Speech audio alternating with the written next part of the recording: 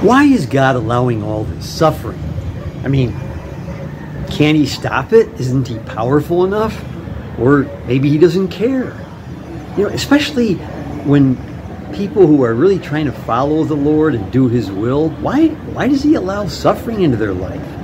You know, some people suffer a long time. Good people, good Christians, maybe with a physical affliction, maybe their whole life. Maybe with an emotional relationship, maybe there's all kinds of sufferings, trials. Why does God allow all that? Well, the Bible says that the picture is bigger than what we can see right here. The Bible says that there's angels and there's demons watching. And there's millions of them. The Bible calls them powers and principalities, or rulers and authorities in the heavenly realms. And the Bible teaches that God is putting us on display so that all these demons and angels can see us, see what God is doing. And in Ephesians chapter 3, it says that God's wisdom is shown to these beings by what's happening with us. 1 Peter chapter 1 says that the angels long to look into these things. They learn about God from what's happening with us. So trials, sufferings have their place. Here's why. It says in 1 Peter 1 that God is proving the genuineness of your faith with trials like this. Everybody trusts God. Faith is trusting God, right? Sure, I'm trusting God. Everything's going great. My life is great. I'm trusting God. But what happens when things go bad?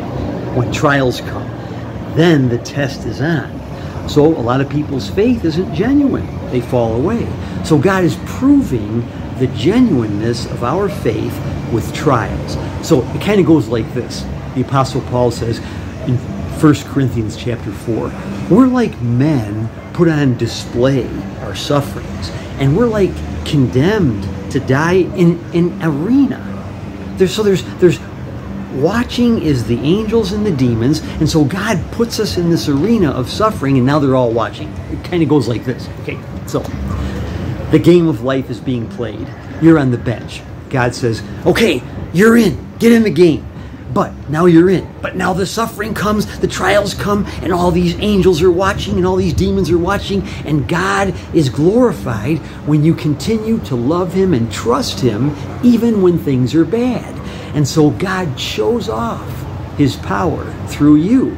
You have the chance to glorify God with all these beings watching, and the angels are going, yes, yes, and the demons are being, oh, we hate that. We hate when God's people persevere with their trials.